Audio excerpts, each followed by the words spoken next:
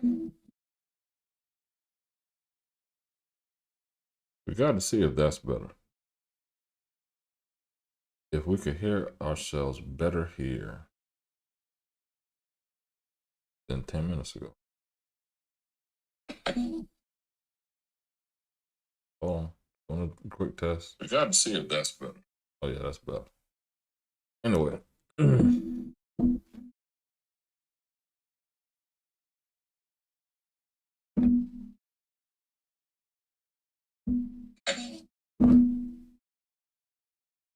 Anyway, welcome back to the channel, What Hip Hop Lobbyist.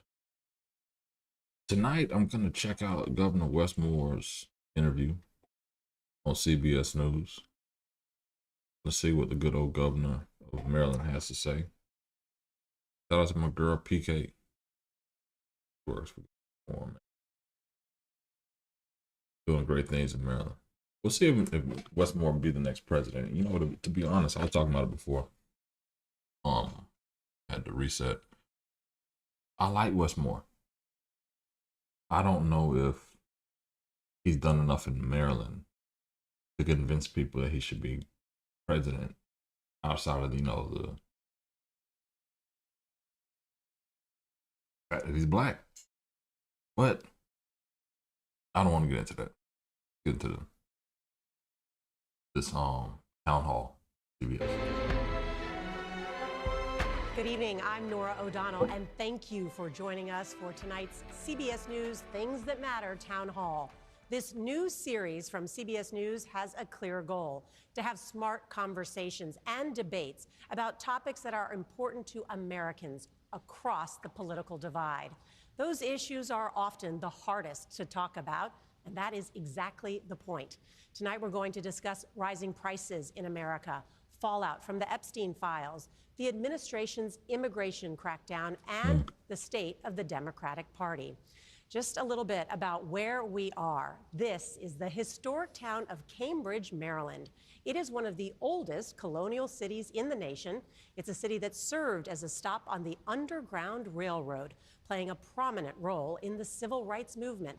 Our guest tonight is one of the rising stars in the Democratic Party and the country's only black governor, Maryland's Wes Moore. New polling reveals that the 47-year-old is one of the most popular governors in the country. He's often mentioned as a contender for his party's presidential nomination in 2028. For now, he's running for re-election. Governor Moore, welcome, and thank you for being here. So great to be with you, and happy to have you in Maryland. Well, glad to be here with so many great people here from Maryland. Thank you for welcoming us here. Thank you. You know, Governor, Monday is President's Day. That is a holiday rooted in George Washington's birthday and now a celebration of American presidents. So let's start there. Governor Moore, where does Donald Trump fit in that history? How do you think Donald Trump's presidency will be remembered? Well, first, I just want to say thank you. Thank you for being here in Maryland. This is, especially in Cambridge, this is a special place. And you know, I'm not a presidential historian. I'm not even a traditional politician. I don't come from a political family or a political background. I watched my dad die in front of me when I was 3 years old. I had handcuffs on my wrist by the time I was 11. My mom got her first job that gave her benefits after my dad died when I was 14. And I come from a family, frankly, that's used to suffering the consequences of policies and not used to making them. So I don't have an answer as to where I would rank the president. That's real. At least in some aspect of saying, that's the average story of somebody instead of a family legacy. Or my great-great-granddaddy served and I decided to serve because my daddy served and my granddaddy served. Like that's kind of real. Like he didn't come from the cloth of wealth, but hey, he's governor. I can tell you the reality, though. I can tell you the reality that we are seeing inside of the state of Maryland. And it's troubling that we have seen that over the past year, we have seen how beef is now up 19%. Only beef. Energy is up 13%. Okay. And that's not in Maryland, that's around the country. Yeah. We have seen an administration that is choosing to use the Constitution like it's a suggestion box. that we are watching how basic civil liberties are being trampled on. And so Hey, you when I wild think for about that, bro. the That's chat legacy wild. of this president House P. and this vice president, honestly, I do not That think is history is crazy, going man. to I never remember heard them that very before, well. man.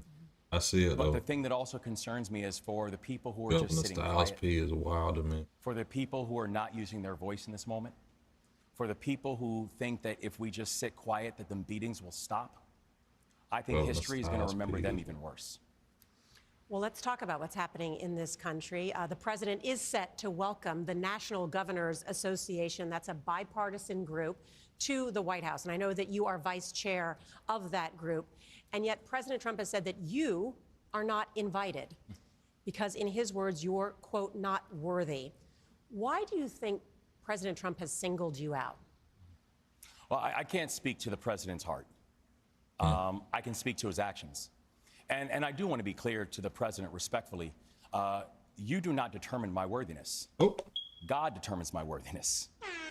The people of amen to Maryland that. determine my worthiness. Amen to that. They are who I answer to, not him. Amen to And that. I have been very clear with the people of my state that I will work with anyone, but I will bow down to no one. And I think the president has a problem with that.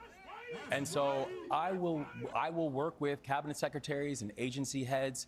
I will work with anybody if it means that they're going to advance the issues for the people of Maryland. And especially if it's going to help to address some of the issues that I think are being inspired by the policies of the Trump-Vance administration. But if the point of the meeting that he singled me out and told me I'm disinvited from, but if the point of the meeting is to turn it into name calling or to follow what he did in this most recent tweet, which is full of lies and it's ignorant and it's unhinged, if the point of the meeting is that, then my answer to the president is very clear. Nah, I'm good. Meaning you won't go. Oh, I'm good. Oh, I will not go. Absolutely not. Well, you referenced what he said about you. He's attacked you. He called you the foul-mouthed governor of Maryland who fraudulently stated that he received military medals, a lie, is doing a terrible job on the rebuilding of the Francis Scott Key Bridge, and has allowed Baltimore to continue to be a crime disaster. First, what do you say to being called foul-mouthed? I have learned to not ever answer for the president or to try to get inside of his psyche. I think that is mental gymnastics that I just don't have time for. But, you know, the thing about it, though, is I believe deeply that leadership means building a table that everyone has a seat. I believe that leadership means actually having integrity and making sure that everyone feels welcomed. And I believe that making this country great means letting everyone know that there's a place for you too. I just want to get out the talking points, to be all the way real with you. Like, as authentic as this is, it's inauthentic because it's still talking points. Like, there has to be a raw conversation over a beer or something. Like, I get it.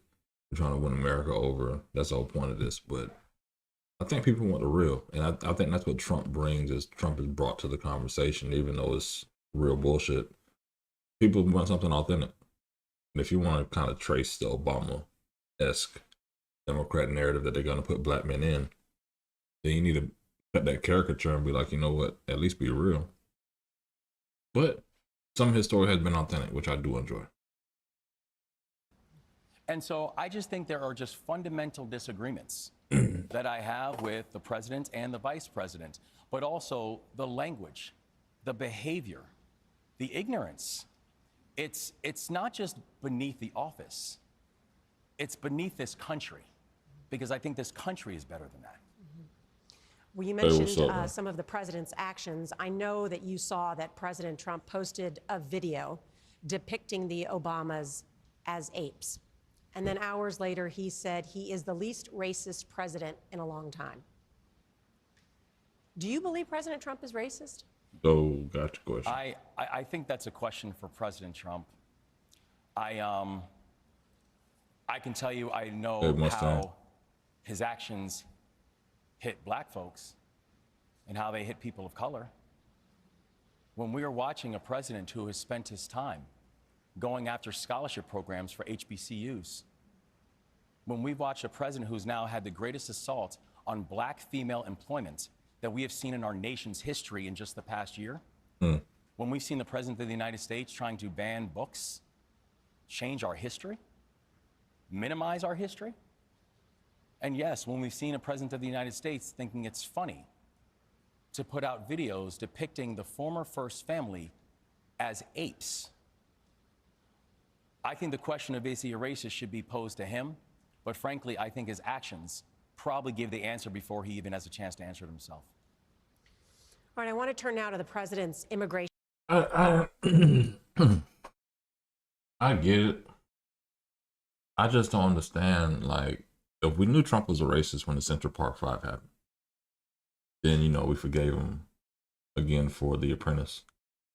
And then when the documentary came out by Netflix, we started hating Trump again. Then he started asking for Obama's birth certificate. Did it really take a meme and a gift to realize he was racist? That's been the question people have asked and answered for the past week since the shit's been posted. It's like, I get it, but it's like finding out your spouse is cheating on you or your girlfriend's cheating on you and you've been new. It's like, bitch, why you mad?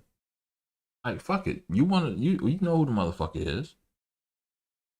Fucking leave it alone. It's a bad, horrible analogy. Horrible fucking analogy. But it just doesn't make fucking sense. Like, I'm not gonna get my blood boiled. Oh, is Trump a racist? Is it gonna change shit? Is it gonna change how anybody feels? No, I don't think he's racist. How could you not see the racism? Crackdown and what everyone witnessed Let's in get tired of this Minneapolis with those I bet ICE on the ramp with it. officers. I think the question many people have is this going to happen in other cities and states across America? How do you prevent that from happening in Maryland? Yeah. This is a really difficult issue because first we know that we have a broken immigration system inside this country. Broke since And it's Clinton. something that I know firsthand. I was raised by an immigrant single mom. And so this is a very personal issue. Okay. And I've seen how the President of the United States, when he came on board, he said, well, we are going to go after the worst of the worst. Just recently in Salisbury, here in the Eastern Shore, we had a mother who was arrested by ICE. She notified them that she had a sick son.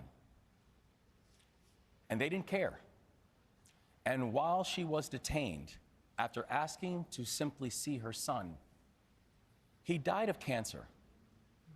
What? How is that making any of us safer? When we are watching how ICE's budget in 2024 was $10 billion, their budget now is $85 billion. ICE is now, by funding, the 13th largest military force in the world. By funding, ICE is now bigger than the FBI. It's bigger than the DEA. It's bigger than the ATF. It is the largest law enforcement agency in this country, and they are using their resources arresting 5-year-olds. And so I have a very difficult time seeing how this is making us safer, and I am very clear. And the people of my state know I have no tolerance for violent offenders. Hold on. Maryland has now had amongst the You see fastest. how the shit didn't kind of make sense, right? Go back. It's not just me.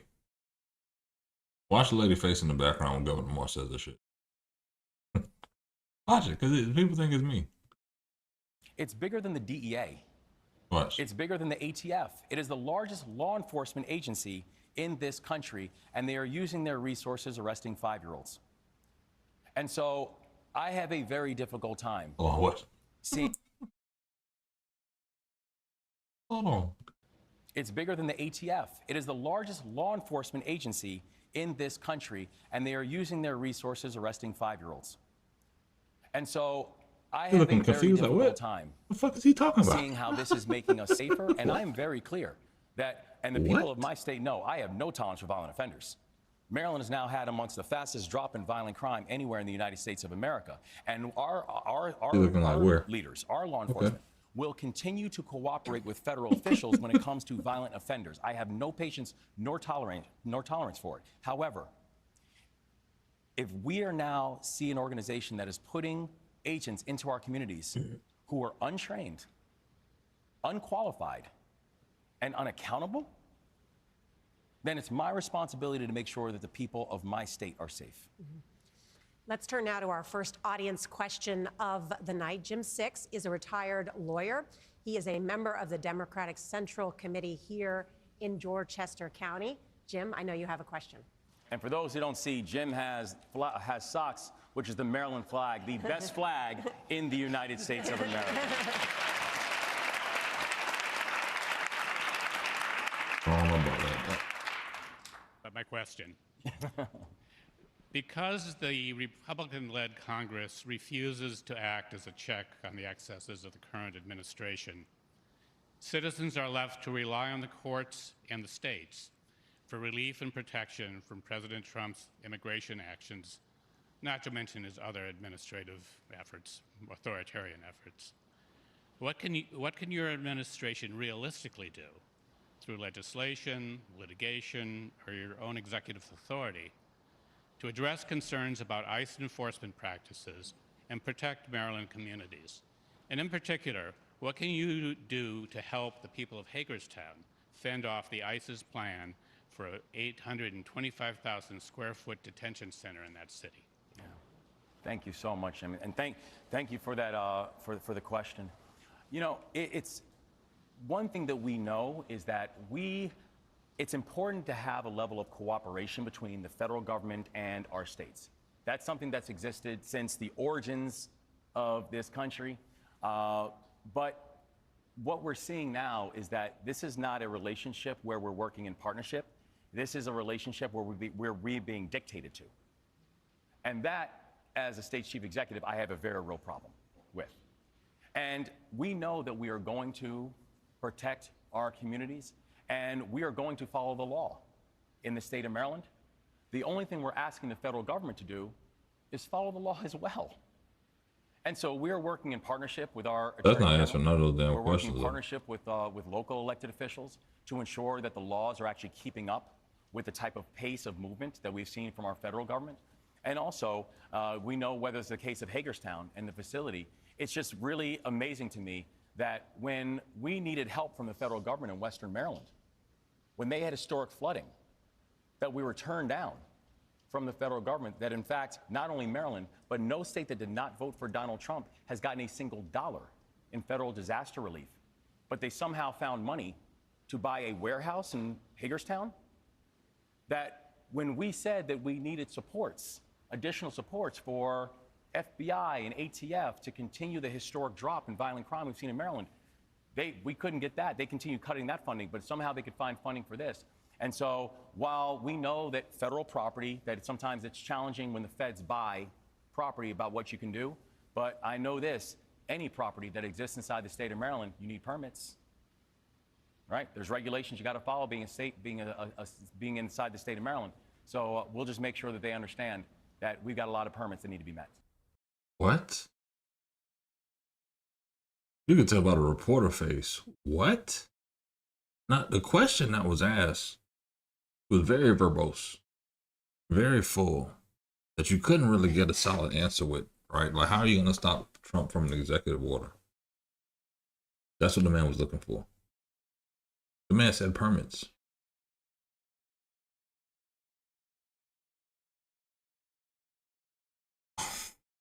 I want to continue the conversation about immigration because I think it is a very important one. And I said President permits. Donald Trump won the presidency in 2024, promising this immigration crackdown that we are witnessing. Yeah. The Biden administration allowed over 4 million migrants into the country through the southern border during his term in office. Are Democrats to blame for this immigration crisis that we're witnessing? Well, I definitely think that the former president did not have this right. You and do? there needed, oh yes, and we needed to do more. That I don't think anyone can argue that we had the system worked out under President Biden, that immigration was worked out. But actually, I would argue that we have not had the system worked out amongst multiple administrations. Immigration has been an issue that we as a country have punted on for a very long time. Because the people who can uniquely fix immigration is Congress. And this is the frustrating thing for me with this Congress right now, where I feel we're just watching a continued abdication of responsibility, where if the speaker, the ironic thing is right now, The president has, then the president's party has the presidency, the House, and the Senate. If the president wanted immigration reform done right now, You can do you it. know what he could do? He would call up the Speaker of the House, and he said, I need a bill on my desk by next week. And do you know what will be on his desk next week? A comprehensive immigration bill reform, because they have the votes. And that's not happening. So instead of doing Technically, they don't have the votes. They have a majority. They don't have 60 in the Senate. So they still need the Democrats. The Democrats aren't going to go with any of the immigration reforms that the Republicans are going to push. So to push that narrative is bullshit, to be factual. The fact of the matter is they do have control, but they still need Democrats. And then they're losing seats, and they're going to the midterm with people retiring and not really understanding the base. So they know they're not going to be able to push this shit through. And even if they try to do it, there are not enough Republicans who agree with immigration reform to go along with it in the House and the Senate and appease the Democrats to get to the 60. So yes, they have majorities, but they can't control it because they really don't have the Senate. Just filling that in. comprehensive immigration reform, which would include things like secure the border, include things like making sure we're giving pathways to citizenship, and making sure we're having common sense laws that can make sure that people are seen and supported, but we are going to enforce our laws, we would have this fixed, but it is not happening. And it's not happening because they're not actually interested in solving the problem. There have been both Republican and Democratic presidents and Congresses that have punted on this issue of Absolutely. immigration for decades. This No has been a doubt. I've covered it. bipartisan failure. A that's bipartisan right. failure. I want to turn now to our next audience question. KJ McKenzie is a registered Republican and a digital media business owner. KJ? As a lifelong Marylander Oh, and a former Democrat oh, and a black woman, oh. I left the party because I got tired of hearing racial framing on every issue that didn't solve real problems like crime, failing schools, high taxes, and cost of living. So how will you earn back voters like me who want results, not racial narratives? Yeah, hey, shout out Thank to you the for your sister. question too. You know, I don't come from a political background. They don't have to answer the question, you know, bro. it's true. When I remember, you know, when I told my family that I was going to get ready to run for governor, you know, I had members of my family who I had to convince to vote for me, and it's not because we're not cool. Like, we're cool. It's I had to convince some of my family to vote because that's just not our background. And the truth is that part of it is the challenge of party, because I think if you ask members of my party, members of my family, which party has failed you when you think about the policies that have impacted my family, they couldn't tell you who was in charge. They couldn't tell you if it was a Democratic idea or a Republican idea. They just know it was a bad idea that hurt us. So I hear your frustration. No, you don't. And I think in this moment that the job of the Democratic Party is not to just energize the base. It's to enlarge it. It's to speak to everybody. Oh, You know, I think about being here right now in Dorchester County. You know, I lost Dorchester County by 14 points when I ran for governor. And you know, this is my 17th time in Dorchester County since I have been the governor. And people say, you know, you're spending a lot of time in Dorchester. You know, there's a lot of Republicans. And I said, yeah, there are a lot of Marylanders. And that's all I need to know. If they're a Marylander, they're good with me, and we're going to keep showing up. And I think that's what people have to do. It's not about just how do you energize a base or give the party the red meat. It's about how do you focus on actually addressing the issues that people care about, like lowering costs, like giving people quality public education, the same reasons why I ran for governor. If you do that, you don't have an election problem. And we won't have people like you, KJ, who are wondering where your political home is, because you'll go to the people that are delivering results. that did not answer the fucking question. And that's the bullshit politics I actually hate. And you can see it on the governor's face. It's like, bruh, the lady simply asked you, I left the Democratic Party because I got tired of the race baiting that the Democrats do, where everything the Republicans do is racist, with no answers on crime, no answers on education, no real answers or solutions, right? It's always point the finger, blame the other person with no real answers. And they're basically saying, oh, that's the boogeyman. Be scared of them. Vote for us because they're going to take it back to Jim Crow. They're going to take it back to slavery. This is the greatest election of your time, right? And because of that, you end up asking a good question that needed a solid answer.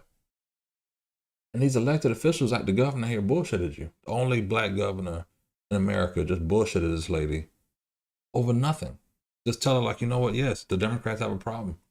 The Democrats have a problem with race-based messaging. We have a problem trying to connect with people because we have a problem where we only want to make the opposite side an enemy, even though we work together. We party together. We vacation together. But we want you to be enemies. That's and the governor's lost 2 knots on my belt tonight. Because I really fuck with Westmore. But this is some bullshit. Governor, can I follow up on that question from bullshit. KJ? Because I do think there's a fight in this country going on right now in terms of the direction of the Democratic Party and the direction of the country, and specifically here in Maryland and some other states, the question about redistricting or gerrymandering. You have backed a plan here in Maryland that would help Democrats win an additional seat in Congress. So how do you respond to members of your own party who say that is going to backfire both legally and politically? Well, first, I want to give context as to why I think this is important. I think this is important because, let's be clear, Donald Trump started this conversation when he started calling Texas and said, I need you to find me votes. And then it's Florida and North Carolina and Ohio and Missouri. And we're literally trying to watch. If you cannot win on the issue, so what do? You rig it. So the election then becomes preordained, and then you can have an opportunity to make that pain permanent. But if you do that here in Maryland, there's only one Republican district. Republicans won't have any representation in Congress. But for me, this is not about, are you going to fight for a seat? For me, this is about, are you going to fight for democracy? Are you going to fight to make sure that it's not Donald Trump who determines what our democracy looks like, that it's the people of Maryland who determine what our democracy looks like? And so that's why I ordered a Governor's Redistricting Advisory Commission, which was a bipartisan commission that met for months and listened to Marylanders. Every Marylander had a chance to make their voice heard. And they came back with recommendations. The House of Delegates debated it. They made adjustments. And then they took a vote. So what they did was they did their democratic duty. And so the only thing I'm asking for the Maryland Senate now, where the bill is with them, is debate it, discuss it, and do your democratic duty to vote. No matter how the vote goes, I'm good, because that's democracy. But what I'm not okay with is watching democracy die in the free state. That's not who we are. That's not what this is, for real. This is a competition with Gavin Newsom, a pissing contest to run for president. This is just going to be on the debate stage in 2028. So really what's happening here is, again, we already know California has the 5. California redrew their 5 to match Texas. Texas redraw got kicked out, so they can't use those maps in the court. California can use those theirs in the court. Westmore sitting back thinking like, damn, we can help too, but we don't have enough congressional seats to redraw. It's not like you can redraw to say, okay, yeah, we need to create 5 more seats. You need 760,000 people to make up these congressional seats. So unless you're finding maybe 2-3 million immigrants, illegal voters, to move to Maryland, it's not happening, right? So a part of it is political gamesmanship to say, yeah, let's do it. But Westmore is also an outsider. He's an outsider in Maryland. He didn't come in through the legislative process, so essentially he's pushing this in. People kind of see it. You're in, you're out. You have 1 foot in this presidential race, 1 foot in the governor's office. And we don't think it's worth it, because the backlash of this is when the Republicans take control, they're going to fuck it up worse. That's just the overarching things. Like, you know what? If we overplay our hand, we're going to get fucked. And this is a move for you to have a chit against Gavin Newsom, but Your 1 is 5 still won't make a difference. But who am I? And so this, what they propose is something that's actually helping to make 6 of the 8 congressional districts more competitive, but more importantly, this is democracy. And I believe that democracy is always worth fighting for. All right, we have much more to get to, and when we come back, we're going to talk with the governor about the Justice Department's handling of the Jeffrey Epstein case and why it's undermining trust in American institutions. Taking a break. Let me get to the chat real quick. I appreciate y'all tapping in tonight. Oh, let me see what the people have been saying. What do you think about Governor Westmore so far? Do you think he has a chance? Let me put in the chat. If you had to vote. If you had to vote.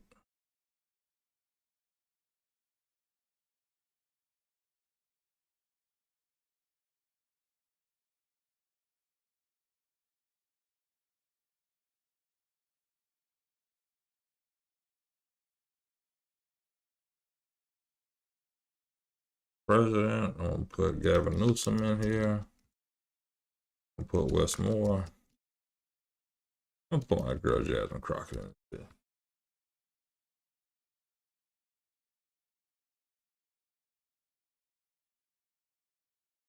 AOC.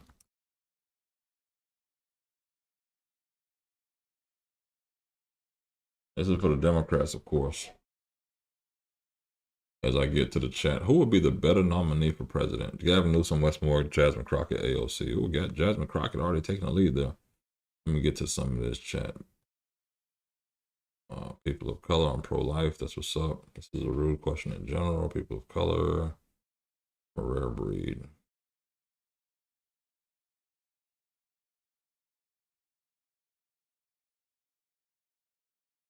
Baltimore, 1975, 17-year-old Leslie Bass arrested for robbery. Store owner testified he was not there. He still spent 20 years in prison. That's Baltimore for you. That's crazy. Oh, you hate those people. This dude just making stories up. He makes more money than you for being an idiot. Yeah, he's lying. Clown. The amount of money for ICE is ridiculous. I mean, I do agree that the money they're spending on ICE should be spent elsewhere. We have a lot of issues in America between infrastructure, quality of education, jobs, homeless. So I think that the money could be spent better here than other places. But the chat right now is picking Jasmine Crockett over anything. Using children as a defense. No children were arrested. I mean, yeah, to say that, as Governor Westmore said, just a quick analysis from y'all chat. For him to say that ICE is arresting children is kind of like, okay, there've been a couple cases, very unfortunate cases, but it hasn't been all children.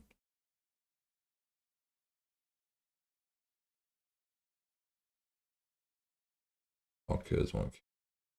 But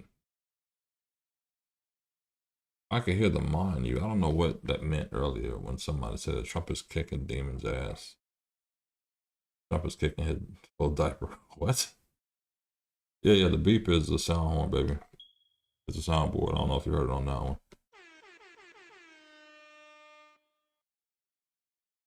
But just ignorant. Stuck in chains, lies, Donald Trump. Oh, the chat just doing what the chat does. Oh, JFK. I appreciate you.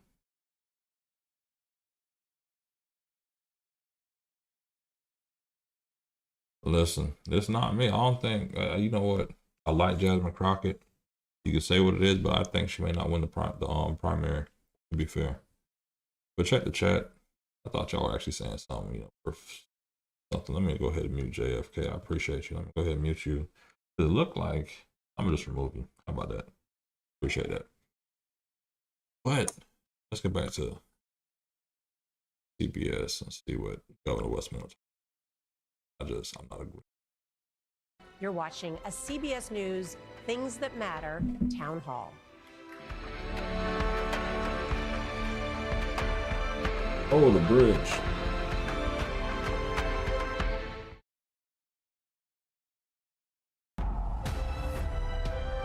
Gotta get through the commercials. Welcome back to our town hall with Governor Westmore. Governor, I want to ask you I'm about good. the How you Epstein doing? files because they have dominated the headlines lately. And I want to ask you about this because, among many other things, it How old does am I? bring up some issues about trust in the American system. I think Americans are united in their disgust of what they have learned in these files. How do elites and institutions and the government rebuild Americans' trust in the system? I think these files are sickening. And with every new piece of information that comes out, it's even more grotesque and offensive.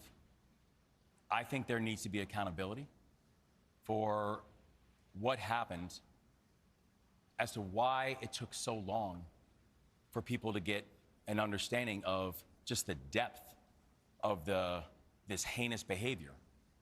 And frankly, I think there needs to be accountability. I think part of the reason, if I think there needs to be accountability for anybody who was in those files, and I do not care. I think if you are found guilty of doing these horrific things to these children, I do not care your background nor political affiliation. Justice has to be served. And justice has to be served for these little girls. The people who their lives have been shattered. And so I think part of the reason, part of the break of trust that people have is they're like, we've known about these things for a long period of time. Facts. And how many people have gone to jail for it? Facts.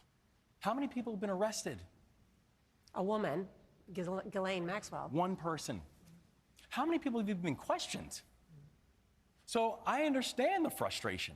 I have it too. Because the lack of accountability, the lack of transparency, and frankly, the lack of justice that we have seen from this has been staggering. And so I stand with the many, many Americans who say there needs to be accountability for what happened to these children.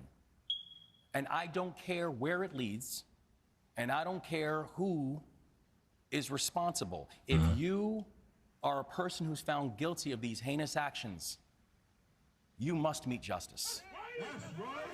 All right, I want to ask you about something you signed, this law, piece of legislation called the VAX Act, which you said was a direct response to the Trump administration's efforts to undermine trust in vaccines. On that note, let's bring in our next audience questioner, Jennifer Coleman. Jennifer, I know you have a question. Thank you. Hi, Jennifer. Hi, thank you for coming and talking with us today. Yes, ma'am. As a parent and a healthcare provider, I'm concerned about mandated vaccines. As you know, the CDC has changed its guidelines when it comes to hepatitis B and the meningococcal vaccines. Will Maryland require those for kids to attend school and college? And what does it mean for families who refuse? Thank you so much, Jennifer, and thank you for the question. And you know, when you look at the VAX Act, the reason that we did it is not about a mandating of vaccines. Really what it is saying, though, is that we want to make sure that our parents have information. We want to make sure that if they choose to get the vaccines, that it is accessible. And also what we're doing is we're working with our insurance providers to making sure that it is covered by insurance. Because a parent's financial situation should not determine whether or not they can get their children vaccines that they deem to be necessary or important. And for the VAX Act, you know, part of the reason why we introduced that bill was I was watching what was happening on the federal level. I was watching how we were no longer watching vaccine policy that was being led by science, that they were being led by opinions, that I was not watching vaccine policies that were being led by data, they were being led by conspiracy theories. And so what we basically said with the VAX Act is, well, what we said with the VAX Act is we just want to decouple off of the federal guidelines. Let the parents choose. Let the parents be able to identify. Let Marylanders choose, because our vaccine policies in our state should be led by science and not by conspiracy theories. And so that's really what the VAX Act does. It just allows us to decouple from the federal side and give more choice and optionality to our families. Another focus of your administration has been helping young men and boys who, by many measures, are falling behind nationwide. Which leads me to the next audience question. Curtis Valentine, he is the president of the Male Educator Network and Policy Institute and chairman of Real Men Teach. Curtis, thanks for being here. Thank you. Recently, your administration invested $19 million in an effort to provide more opportunities for men to become school teachers. As someone who's a former middle school teacher and a member of the school board for the second largest district in this country, I can affirm the research, the impact that men have on their students both in and out of schools. What else can your administration do to pull young men out of this crisis we're seeing in Maryland and around the country? Thank you, Curtis, and thanks for your leadership, too. You know, part of the reason why I wanted to put a clear focus on young men and boys was both, as you mentioned, Nora, the data is just so clear.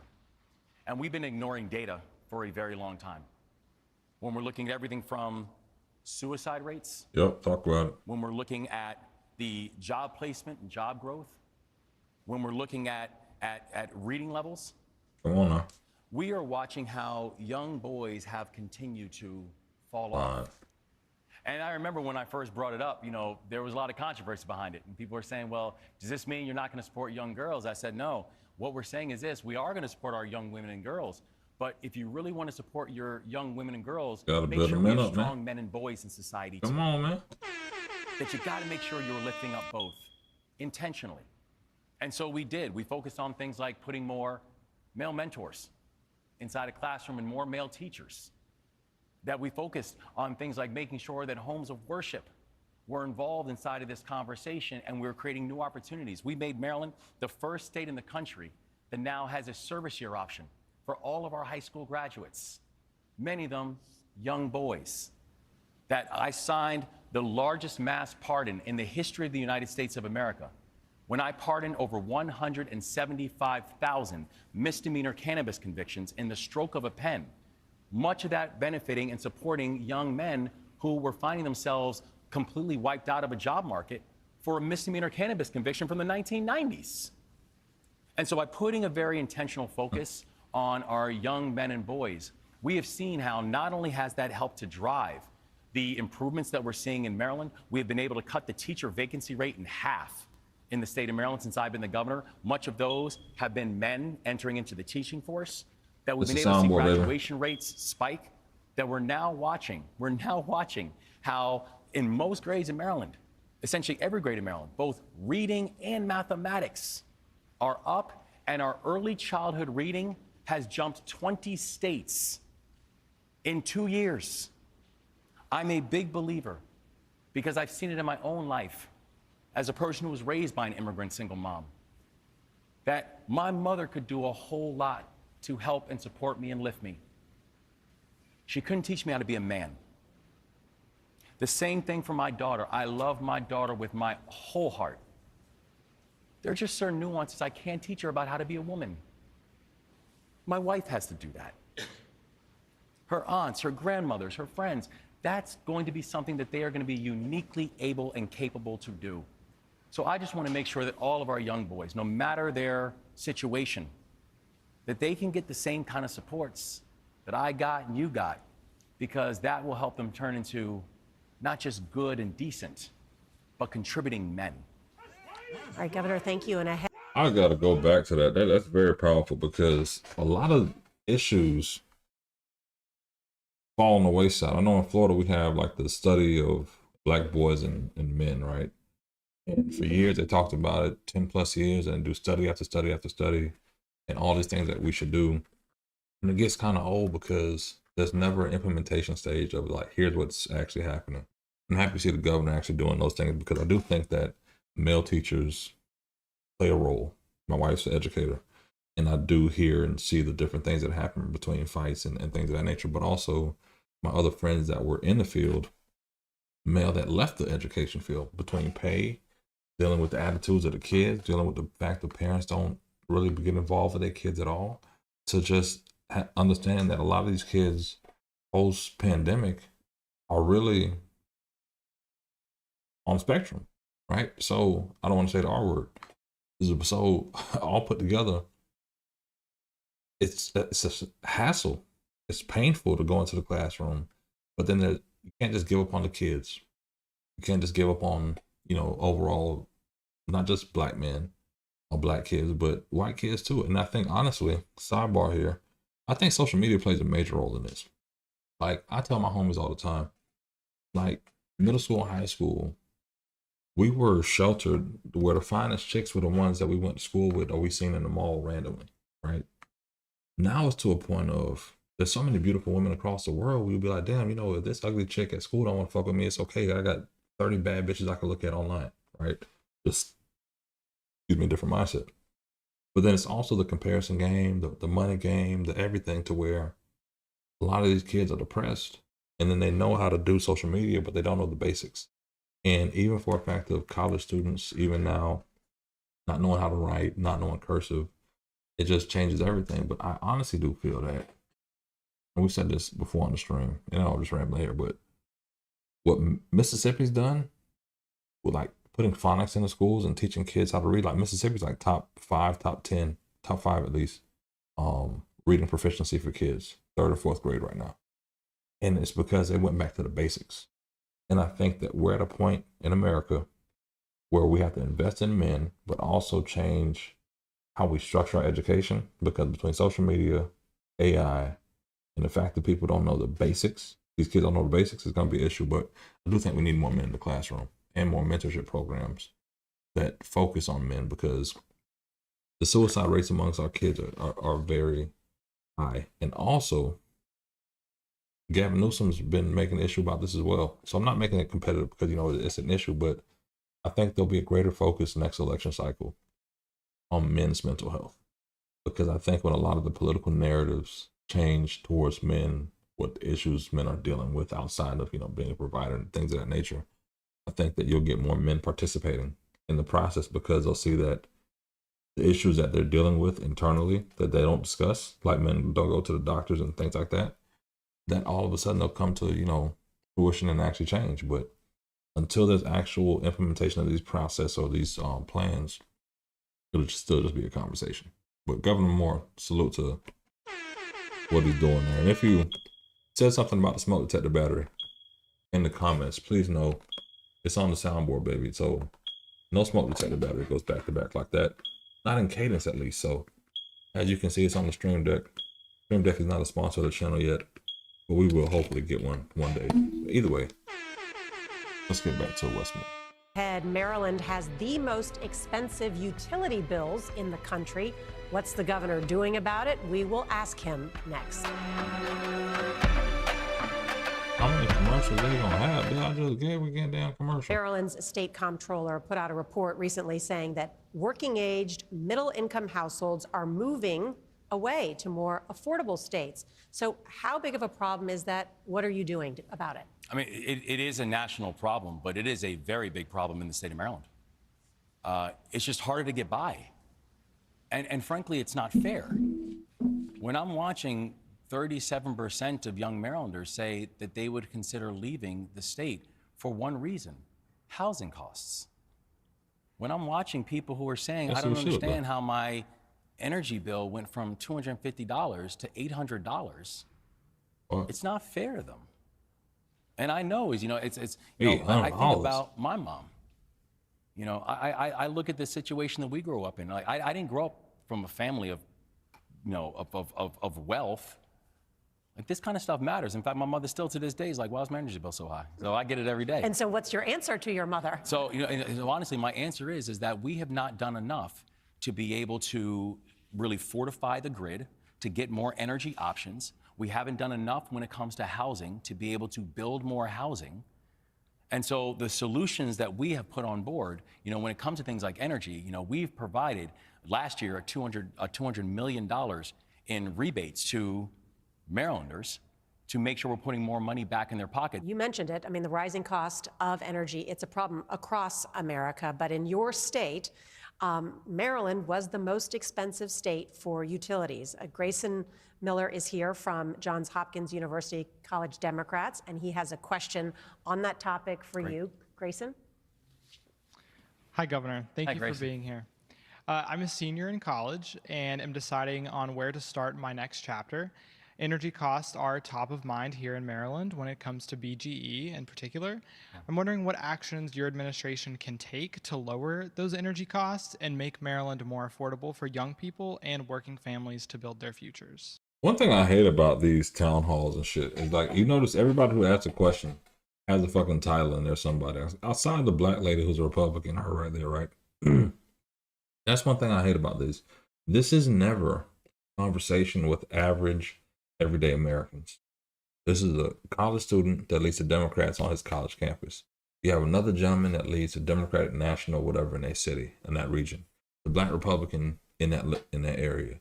There's not an average, everyday motherfucker, working class person that they're speaking with. And that's why they can sit here in a room full of politicos and push this bullshit town hall to say, hey, yeah, Governor Westmore, let's come talk about the issue that you had with President Trump and everything else. This is fake news for real. Because none of these town halls are actually talking to average, everyday people.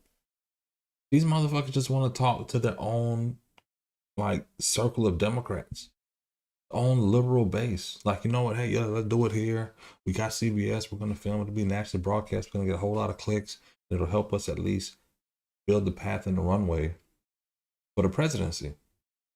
And the thing about it is, to be fair, I would rather have this be 30 regular people off the street dealing with regular motherfucking issues that they can sit here and, like, you know what, no pre-recorded questions. Deal with their issues. So when they're sitting there and asking you about it, Governor, you got to then go and deliver for them. Then the people watching are going to be like, oh shit, he actually knows what the fuck he's doing. He actually cares and he can actually deliver. And these aren't those stagehands or Democratic whatevers.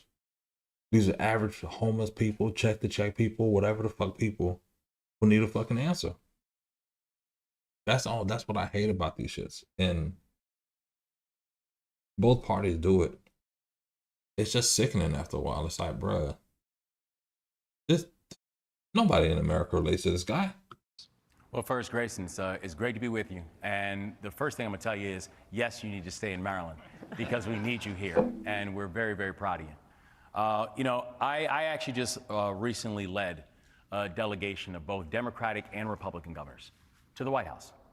And where Democrats and Republican governors were working together with the administration. And we did a statement of principles on actually pushing PJM, which is the regional grid operator for 13 states, and saying that A, we need them to streamline the projects that actually happen. They need to stop slowing down the projects, because part of the reason that you have an energy shortage is because you have this massive pipeline that they're not greenlighting. We need more projects being greenlit. The second thing we called for was we want them to have a 2-year cap on costs. That we want them to cut costs, cut the increase in costs for 2 years, because they have got to understand their own responsibility in this. And when we're talking about PJM, it's not just Maryland, it's actually 13 states that represent this grid. And the third thing that we need for them to be able to do is to give us a seat at the table. Because right now, a lot of these decisions are being made about what energy projects get greenlit, about where the power lines go and all that stuff. These things are being made without us at the table. And so you're making decisions looking at a map as if people don't live there. And so we had a very, very real and bipartisan asks for PJM to be able to help to address this issue, because I know there is nothing that we will not do to make sure we are driving down costs here in the state of Maryland, because we want you and we need you here. I'm joined now by Republican know that Congressman so Thomas much of these things that are happening, we're going to need support from both our federal and we're going to need support from our regional partners as well in order to make those things happen. Grayson, great question. And when we come back, we're going to ask the governor if he's planning to run for president. Let's get forward on that. Back to our town hall. Governor, I know you are focused on running for re-election as governor, but would you ever consider running for president? No. I'm excited about my job. I'm excited about the work that we're doing. I'm asking everybody here for their vote in November. And you know, and I can say that with a very real deal of comfort. Because I remember... Because you can't tell people that you're running for president when you're running for re-election right now. Because the people look like, well, shit, if you're running for re-election, just run for president. We don't want you to be governor. We don't want you to be a 2-year governor.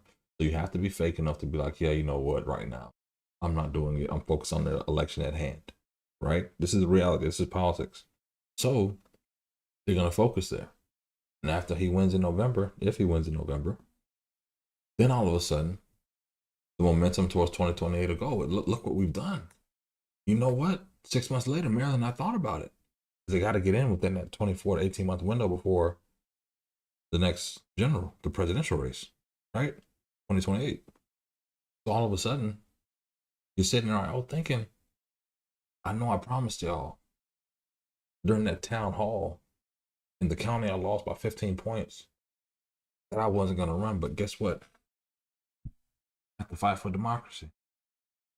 So Maryland, be with me. I didn't lie to you. It wasn't you, it was me. Excuse me, I burped in your face. I blew it to the side though.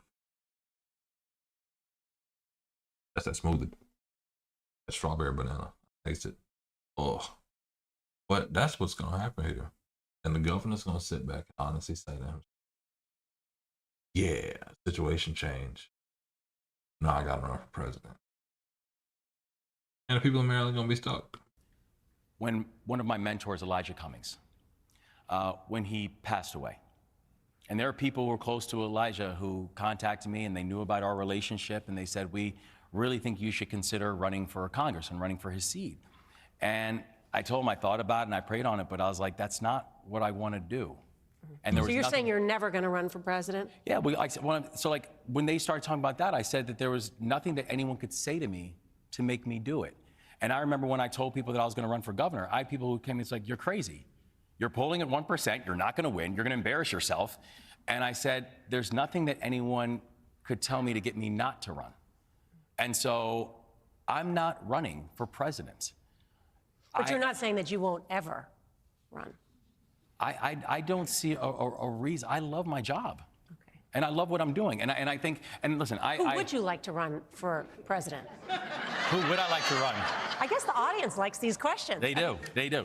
You know, I think there's a tremendous amount of talent. And one thing I will say too is I don't think it's about who is the leader of the Democratic Party. I think, you know, no one should be focusing on who's going to lead the Democratic Party. They need to focus on who's going to work to heal the country. The country needs healing right now. And we need a leader who's going to be future facing and to be hopeful and actually have results to show. So I appreciate the fact that people are looking at the fact that Maryland has, you know, that we have amongst the fastest drops in crime rates anywhere in this country, that we've gone from 43rd in the country to unemployment to now having an unemployment rate that's consistently below the national average, that we've been able to raise minimum wages, that we've been able to make sure we're getting young people employed and have the first time in the country you have a targeted effort to address the issue of child poverty, and people are paying attention to that. But when I think about the future, I want to see people that have real results to show for, because I think the best predictor of what future opportunity is going to be is what have you done to meet the moment now? Let me ask you, because you are a rising star in the Democratic Party, and if you run for president, there's going to be a lot of questions about your biography and your resume, and that has already started. The conservative outlet, the Washington Free Beacon, has published a number of stories. And I want to give you an opportunity to respond to some of those claims. First, you were selected a Rhodes Scholar and you attended Oxford University. That's a big deal. Congratulations. But Oxford says it does not have a copy of your thesis. Did you submit it? Any idea why it's missing? I think Oxford has said that I have completed my degree. There is no denying that. And that I received a master's degree at Oxford University in international relations after being the first African-American Rhodes Scholar in the history of Johns Hopkins University. And so there is no denying that. And listen, I think about this in this frame. If there's a couple things that the people of this state know about me, it's that I'm a person of honor and integrity. I take that very seriously. I was raised right by my family, and I was trained right by the Army. And so when I'm watching this game of politics, and frankly, this is what I think people hate about politics so much. Talk to him. It's this politics of personal destruction, where as a person who has nothing, neither to be ashamed of or nothing to exaggerate about my life, that this is the thing that conservative right-wing blogs want to attack, particularly when it's something that Oxford University has verified already? This is the thing I think people hate about politics, and the thing that I think we have to get away from, because the people of my state know if I said it, I meant it. And there is never a question about my integrity. They are also raising questions, and I want to give you the opportunity to respond to it. It's something you wrote about in your book. You talk about on the campaign stump that your great-grandfather was run out of South Carolina in the 1920s by the KKK. The Free Beacon is casting doubt on that with church records. Can you address that? I mean, the same right-wing blog? I can address the fact that I'm the grandson of someone who was born in South Carolina. And when he was just a child, the Ku Klux Klan ran my family out. And not out of South Carolina. They ran them out of the United States of America, and they went to Jamaica. And much of my family has always said they would never come back to this country. It's the reason why my mom, right now as we speak, is in Jamaica, and she's visiting with family members. But my grandfather came back to this country. He got his degree from Lincoln University and HBCU in Pennsylvania. He became a minister, just like his father, and he became the first black minister in the history of the Dutch Reformed Church. I know my family's history. So if some blog has a question about the Klan's history, maybe they should ask the Ku Klux Klan. All right. Let's bring in our final audience question of the night. Sydney Bradner Jacobs. She's the chair of the Democratic Central Committee here in Dorchester ain't no County. regular people in here. Yes. Governor, great to see you. Wonderful to see you. Thank you for being here in Dorchester County. You could have had this in Baltimore or Annapolis, but you chose to do it here in the heart of the Chesapeake, particularly here in Cambridge. So thank you. And everyone's getting great shout outs to Cambridge. I want to give a great shout out to East Newmarket and Hurlock as well. As Democrats think about their role in the country right now, what do you believe the party is doing well, and where should it focus next? Thank you, Sydney, and thanks for your leadership. Why that man got on there dressing that makeup like that, man? I think that there's something that we have to make sure that we do better, and that's actually why that man dressed up like that, Jack? With a sense of urgency. The Democrats have got to stop being the party of no and slow, and start. The Democrats need to stop being the party of like, what the fuck? Let me go back. Y'all saw that? Democratic Central Committee here in Dorchester. Know my family's history. Let's go back. So if some I gotta blog see this again, chat. has a question about the Klan's history, I maybe they should ask the Ku Klux wasn't Klan. expecting that. All right. Let's bring in our final audience question of the night. Sydney Bradner Jacobs. She's the chair of She's the chair. the Democratic Central Committee here in Dorchester County. Sydney. Yes. And the thing Governor, is, great to see you. now the thing is, I think the question is about what's wrong with the Democrats. What can the Democrats do? And I think the person asking the question, I can't say it. Wonderful to see you. Thank you for being here in Dorchester County. You could have had this in Baltimore or Annapolis, but you chose to do it here in the heart of the Chesapeake, particularly here in Cambridge. So thank you. And everyone's getting great that's shout outs to mad. Cambridge. I want to give a great shout out to East Newmarket and Hurlock as well. As Democrats think about their role in the country right now, what do you believe the party is doing well, and where should it focus next? I'll tell you right where the party should focus next. Jobs. Motherfucking cost of living. Motherfucking people who eat beef. The price of beef is up. Energy. Look at people's faces around like, bruh, come on, man. Bro, why you got on this lipstick and this dress?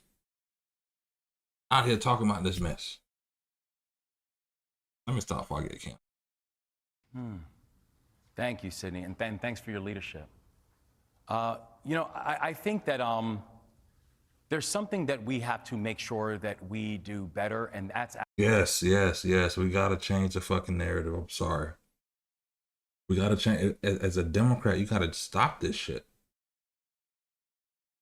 I'm about to fucking piss. I'm about to slap my fucking microphone with pissed offness right now with this shit. actually meet people where they are and move with a sense of urgency.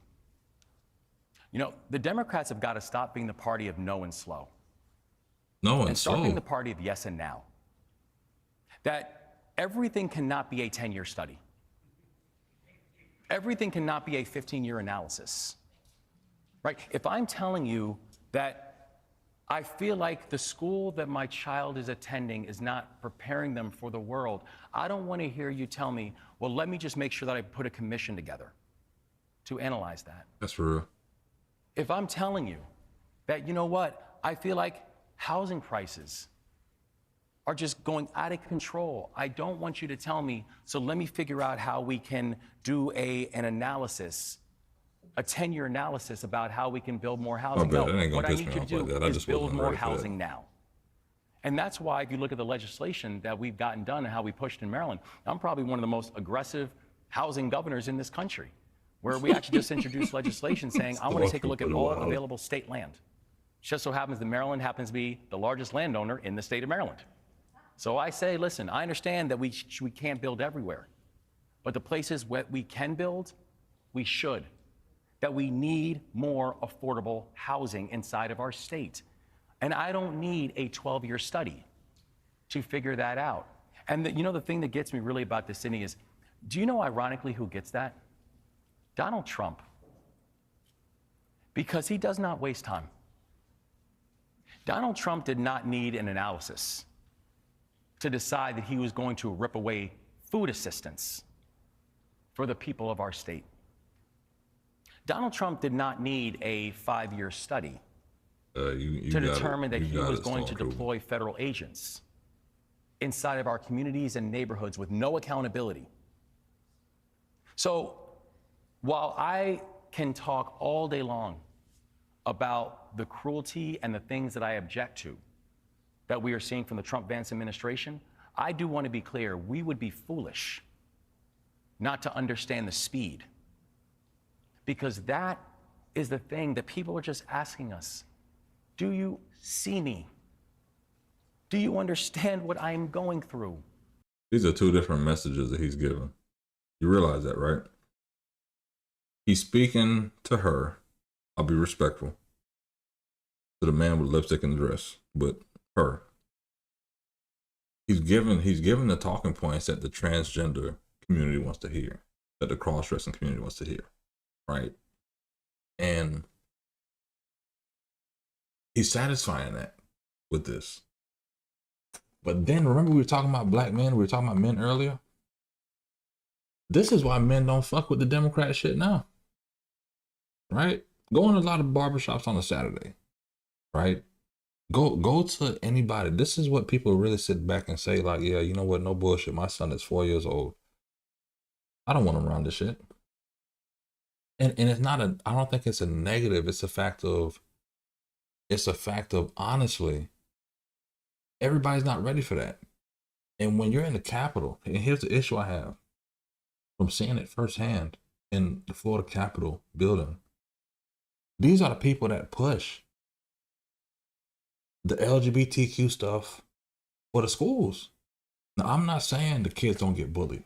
They do. I'm not saying that there shouldn't be programs to make sure that these kids are safeguarded. But it's also a fact of, you have to realize, I shouldn't have to come home and explain this to my son. You kind of feel me? It's like, at the end of the day, you have the right to dress up and be and do what you want to do. God willing, go do it. But you don't have the right to force it on me. And when men sit back and see this being forced on them and their families, then they say, you know what? I ain't fucking with Democrats. I ain't fucking with politics, and I ain't fucking with it. And what Wes Moore's doing politically is speaking to the audience instead of answering these questions. Do you understand what my family has been dealing with? And if your answer to that is, I do, and that's why I'm going to do a 5-year commission. I'm not obsessed, bro. Just then I'm going to look back at you and say, then you don't understand. Sydney, Governor, thank you, and we will be right back. And to be fair, to be real, for the chat, One of my best friends is trans, right?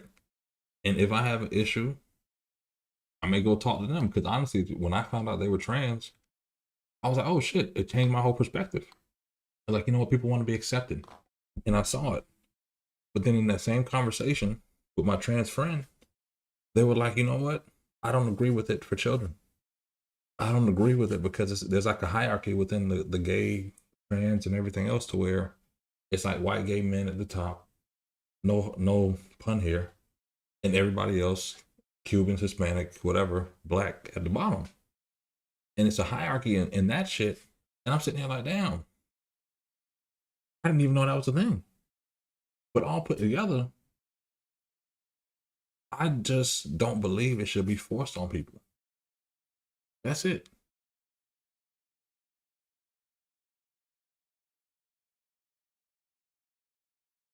Respect it, don't respect it. That's it. I want to thank Maryland Governor Wes Moore for taking the time to join us tonight. Also, a big thank you to our audience for participating in this town hall. CBS News will have many more conversations on the things that matter, topics that are important to Americans. I don't agree with that. And just since you're signing off there, this was very like softball. I hate these kind of conversations where you realize, just through the naming of the people asking the questions, that these are all elected Democratic operatives within the Democratic Party. Because to be chair of any of these organizations, you have to be elected by the Democrats that are registered to vote in these organizations. Cool, right? But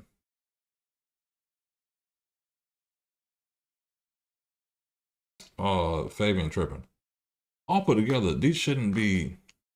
I think these conversations would be better if they're more authentic with average everyday people, instead of the elected Democratic operatives and politicos that are sitting here asking loaded questions to the governor or whoever just to get everything back. But you know, it is what it is. And honestly, that segment was only 1% of the show, so it is what it is. I'm moving on, like the rest of y'all most likely will, hopefully with topics. To my man Thomas Massie, one of the few Republicans who's held his foot down on the Epstein files. Let's check out his interview earlier today, or Sunday. It's Monday now. I'm joined now by Republican Congressman Thomas Massie of Kentucky, who helped lead the efforts to release the Epstein files. Good morning to you, Congressman. I would like your overall reaction to the hearing this week and Pam Bondi's performance, combativeness. I don't think she did very well. She came with a book full of insults, one for each congressperson. She obviously had one for me. And, you know, I've been there when Merrick Garland is there. Obviously, politically, I don't agree with him, but he performed much better in terms of at least not looking bad. And unfortunately, we didn't get the answers we wanted about the Epstein Files Transparency Act from her. Did you get any of the answers you wanted? Nah. No, but she did come off her script and engage with me about this production of documents, where she admitted that 40 minutes after I pointed out to the DOJ that they had over-redacted some of the documents, they did unredact those documents. So it's clear they've made mistakes in the document production. At least she acknowledges that tacitly. And it's clear that their work is not done here yet. And I want to go to some of those unredacted files. You and Congressman Ro Khanna said names of some of the men who were redacted shouldn't have been redacted. They then sent that back to you, and 2 of them were not redacted. But on Friday, Deputy Attorney General Todd Blanche accused you and Congressman Khanna of unmasking those people, saying they had nothing to do with Epstein or Maxwell. They were from an FBI lineup years ago. What's your response to that? Well, 3 hours before Todd Blanche himself unredacted those names, I told him in an X post, which I know he read because he reposted it, that those may be men in a lineup. And then I went on TV and said those may be men in a lineup. And it was actually the DOJ who released those names, which is fine, but they omitted the context that I provided, which is these may be men in a lineup. Now, there were 2 men who needed to be named, one of whom has already resigned the emirate, who's a sultan, resigned as a CEO of a very large company because All right, we Fabian. released his name. And there's another man. Well, guess what, Fabian? One of my best friends is trans, and I openly have a conversation with them. It is what it is. And guess what? If you look at him as a woman, and look at him as a man, they damn near look the same person. But you know what the relationship taught me, Fabian? Since I'm talking to you and everyone else, the relationship taught me that people want to be accepted. Cool. I accept you. Like someone said, you're human. Great. However, looking at someone isn't them forcing it on you. Me looking at you as a man dressed in a dress with lipstick and then forcing me to call you a she. That's the issue. Because when they said she and I looked and I'm like, wait, that's a man. What? But I have to be respectful. So that's what it is. But whatever. Leslie Wexner, I'll add him to the list with Jess Staley and Leon Black, who need to be investigated right now. They've appeared in these files. I don't want men in Wexner sports. is the one who, Pam Bondi said, oh, he's appeared thousands of times in these documents. We're not covering up anything. But I pointed out to her, they redacted his name from the one document that says child sex trafficking. My bad, Pretty Things. co-conspirator. I was responding And to the chat. My My question bad. is, Bad who is the person at DOJ who redacted Leslie Wexner's name from a document titled child sex trafficking with co-conspirator next to his name? And I want to say right now that Wexner denies, and they say he was not a co-conspirator. Wexner has a statement. The assistant U.S. attorney told Mr. Wexner's legal counsel in 2019 that Mr. Wexner was neither co-conspirator nor target in any respect. Mr. Wexner cooperated fully by providing background information on Epstein and was never contacted again. But I'd like to move on if we can. Yesterday, the DOJ sent Congress a letter explaining the reason for all these reactions. So you are not satisfied with that? No, they're citing deliberative process privilege in order not to release some of the documents. The problem with that is the bill that Ro Khanna and I wrote says that they must release internal memos and notes and emails about their decisions on whether to prosecute or not prosecute, whether to investigate or not investigate.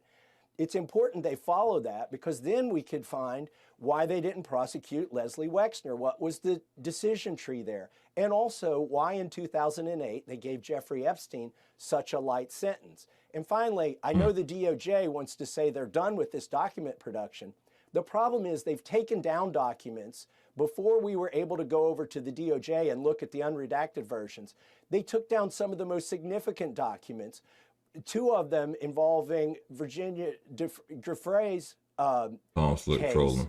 and other things. The picture of Epstein in a room where it's got CIA written on the boxes, that's been taken down.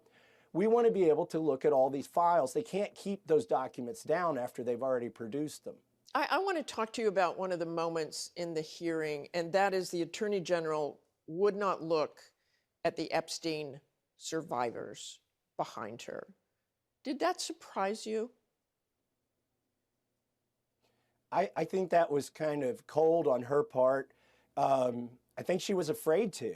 And look, these survivors would love to have a meeting. It's not about Bill Clinton and it's not about Donald Trump. This Epstein Files Transparency Act was about getting these survivors justice. We've got some degree of transparency, but it's called the Department of Justice, not the Department of Transparency. And so what these survivors need, they need to see some of their own 302 forms, which haven't been released, and they also need to see some of the men that they've implicated prosecuted. Do you still have confidence in Pam Bondi as Attorney General? I don't think Pam Bondi has confidence in Pam Bondi. Yeah. She wasn't confident enough to engage in anything but name calling in a hearing. Yeah. And so, no, I don't have confidence in her. she hasn't got any sort of accountability there at the DOJ. When I asked her specifically who redacted Leslie Wexner's name from the one document that mattered, she couldn't give me an answer. She wouldn't give me an answer. But ultimately, it's her who is responsible for the document production, according to our law, the Attorney General. It's not Todd Blanche. It's not the people below them. You can assign tasks to people, but you can't assign your responsibility. And just very quickly, if you will, you've supported most of what Donald Trump has done during his presidency, but because of your actions with these files, he is supporting your primary opponent and has waged very personal attacks on you. I know we just have a few seconds here, but just your reaction to that. Look, this is about the Epstein class, the people who are funding the attacks against me. They may or may not be implicated in these files, but they were certainly rubbing shoulders with the people who are in these files. They're billionaires who are friends with these people, and that's what I'm up against in Washington, D.C. Donald Trump told us that even though, you know, he had dinner with these kinds of people in New York City and West Palm Beach, that he would be transparent, but he's not. He's still in with the Epstein class. This is the Epstein administration, and they're attacking me for trying to get these files released. And Damn, the Epstein administration? Hey. That bitch Thomas Massey a cold-blooded killer. That bitch said the Epstein administration. I can't even believe I just heard what I heard at 2:23 in the morning. Thomas Massey. Hello, sir. I just want to stay on your good side. I can't believe y'all heard that, chat. Did you hear that? The Epstein administration? That's crazy. Oh my God, the bullets. I'm going to say President Trump has not been accused of anything criminal. Oh my goodness. Oh my goodness. Listen, I got to go to something more surprising. No. Listen, that was wild. Thomas Massey. He's one of those good Republicans. As a Democrat saying, he's one of those good Republicans. He's fighting for America. He's fighting for democracy. He's fighting to make sure the victims get justice, which is needed. Next, something that actually relates to hip hop. Kind of crazy. I never thought I'd see the day where Uncle Luke would actually be running for Congress. I'm talking about, hey, you with the do song. Hey, you mama with the day do song. Come on, man. Uncle Luke really talking about running for Congress, and I think he's gonna lose bad, especially when Luke's not considering. I'll tell you now, again, Uncle Luke running for Congress. DeSantis has already said in April, 2 months from now, they're going to redraw these districts. They're going to redraw these maps to give Trump 5 more seats. And if the Supreme Court rules on Louisiana versus Calais and says that, you know what, majority minority seats are unconstitutional, they're going to draw these majority minority seats. So Uncle Luke could potentially be running against, from what I've heard, Debbie Wasserman Schultz, to where it will be a new drawn district in Broward County whole where a black person could win, but Debbie Wasserman Schultz is going to be the candidate to do it. It's going to pit the Jewish voters against the black voters. It's going to be a crazy time in Florida. An election season underway, and some South Florida races are already stealing the spotlight, which we may add to in the next few minutes. Today is the day rap music exec, youth football coach, free speech fighter, civic activist Luther Campbell identified as his self-imposed deadline to decide whether to make a run for Congress. Uncle Luke made South Florida history for taking on and winning free speech protections for his music that law enforcement labeled as obscene. That was back in the 90s. His roots and his activism in the community run deep, and he unloads on issues regularly on his broadcasts, podcasts, and as a columnist. Luther Campbell right here today, hopefully with some answers. Welcome back. Thank you. Great to I see feel like I'm you. a fixture here. You can be a fixture here anytime, you know that. Well, you know. So you are the king of promo and tease. So we've been listening, will he or won't he, whatever. But you know what? The biggest sign that something's coming is that you resigned from that beloved coaching position at Edison High a couple of weeks ago. Well, why did you resign, and what's going on? Well, basically, I had to. You can't do two things at one time. I can, maybe you can. Well, yeah, I'm a Jamaican, so us Jamaicans, we normally have like 12 different jobs anyway. but I looked at it. I looked at really seriously thinking about running in this race. I had to do the work of going into the different communities to talk to people. The congressional race. The congressional race, Yeah. CD20. And I wanted to take a real serious look at it and go into the communities and talk to people, because if you know anything about coaching, it's year round. You got to be a father, you got to run your businesses, but then you coach year round. So I didn't want to do the kids a disservice while I was doing that. And hey, at the end of the day, once I did my due diligence, I said, let me come to Glenna's show and let her know I'm gonna run for Congress for CD20. There's the sound clip that everybody's going to be running later on. Well, welcome to the race, candidate Uncle Luke. So take us behind. You actually were going to run for this seat 2 years ago. Yes. I remember. You actually did run for Miami-Dade mayor in 2011. Yeah, special election, yes. Yeah, it was a long time ago. And in a field of, there were 11 candidates, you came in number 4. You had 11% of the vote as a first-time candidate. That was people thought that was very impressive. Yes, with $10,000 in my account. Wow. So take us through all that you've done. You've played so many roles. You are a controversial figure in this community. Mm-hmm. That's factual. Yes. Take us behind the scenes of what made you decide this time, yes, and for this seat, and now. Well, it's the perfect timing. I mean, just like you said, I was thinking about doing it within the last cycle, but it wasn't the right time because I need to do a lot of things, to get myself prepared to do. I need to do more outreach to the community.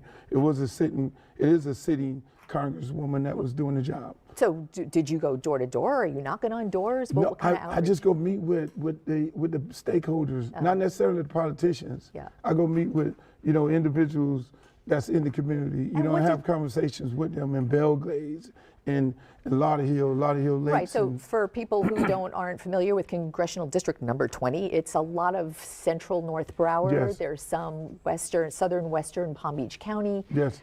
What did you hear? How is this framing your platform for your run? Well, what I heard and what I already know is it is a very underserved community district. It's very underserved. The district, the representation of the district is not there. People want to be able to engage with their congressperson. So are you saying Sheila Sherfullis McCormick, as sitting congresswoman, is not engaging enough? Well, mainly, one thing about, let me tell you something. One thing about me, I looked at the race and I said, if the congresswoman was doing her job, then I wouldn't get in the race. That's not my thing. Just hopping in a race. I want to do that. I did that before. So listening to the heartbreak of these people, when you go to Belglades and Pahokee, and these individuals are talking about the housing issue. They're talking about the housing issue has been there since the 80s and 90s and 2000s. Every elected official goes out to Belglade and Pahokee and does the same shit.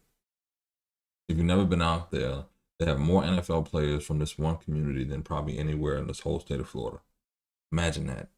And it's sugarcane farms, sugarcane fields. If you look at Florida Crystals or U.S. Sugar, they own everything else around there. If you really look at it, early 1900s, late 1800s, post-slavery, all the sugar that was being made in America is most likely being made in South Florida. And the black people that were working there, their lineage is still there. So it's underdeveloped for a while. So for Luke to say that, it's kind of crazy. But here's something that y'all also need to know. I pointed this out on another video.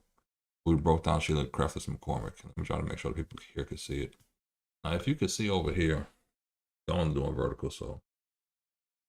This is the district. I'm from Palm Beach, right? I'm from Palm Beach. I went to school in Riviera Beach, which is the top part, as you can see here, in the district, right? The Belglade area is Pahokee over there by the Lake Okeechobee. But you can see West Palm Beach is in Palm Beach County, Boca Raton and Palm Beach County. The district's here. Fort Lauderdale's in Broward. So roughly around this line here, let's call this line the county line, Broward, Palm Beach County line. You end up having the black folks in Broward here by the Duck Lips. And the black folks, so this is all like Everglades, wetlands in area. The black folks in Belgrade and Pahokee, then the black folks in West Palm Beach in this district. Now remember I said, Ron DeSantis is most likely, not most likely, they're going to redraw these maps. So when the Supreme Court hits the dominoes and says we don't need no majority minority districts, they're basically saying that they could put all this together. Now, something I've heard is, a map that I've heard from Republicans is they're going to draw districts from the Atlantic to the Gulf. So that would mean, imagine Broward County, essentially, let's say it starts here, going to like maybe the middle of the state, and this being the district. To where a Democrat could win, but it's going to require a lot more Caucasian votes, and all the black voters here get diluted by all the votes from the coast to Central Florida. That's what they're talking about doing. So what it does is essentially it can disenfranchise some of those black voters in Palm Beach. But what it also does is, if you hear me, kind of put it all together, it could be a point to where Uncle Lucas went to Belgrade and Pahokee, and they won't even be in the district that he could potentially run in. Imagine that. And you could say, you know what, Will, what if the courts delay it? What if the courts hold it up? Florida Supreme Court is all Republican, all DeSantis appointed. They gonna push that shit through. But let's get through this. About losing a prison that employed so many people. And you talk about the sugarcane business, how it became automated and folks losing their jobs and how they got to get back and forward from West Palm Beach back to Belgrade. And when you sit there and have these conversations with people who run the homeless shelter over there and say, how do these people really get homeless? You know, and you go into these various different areas in the district and you realize there are issues. I mean, in Riviera Beach, they got a water problem. They're low-key boiling their water because they're trying to do the right things and they just need good representation. But then the other thing of it is this. That is a state issue. That's not a federal issue. What federal issue is going to come fix the water in the city that owns their own utility and their own water? Hello? Unless you bring some federal funding down. That's a different conversation. But that is a state issue because you know what the states do? Let me tell you, because this is the main thing here. The states have you fill out an appropriation request, each city, so that they can give you money for your water projects. Essentially, this is a state-funded project. But let's say it costs $100 million. The state of Florida could be like, yeah, we ain't giving you $100 million right now, bro. We'll probably give you like $20 million over the next 5 years and get the other $80 million from your tax base. It's only 9,000 people that live in Riviera Beach. It's not enough tax base to do that. It's a working class community. So a lot of the issues, this is why I got to be more serious about this channel, to be fair, right? This is why you just can't have niggas running for anything, running for office, off some celebrity status. Because, I hate to say it, these niggas be on spectrum, not even the cable. I'm talking about like autism. Because for some odd reason, they're telling you this, playing on your ignorance, realizing that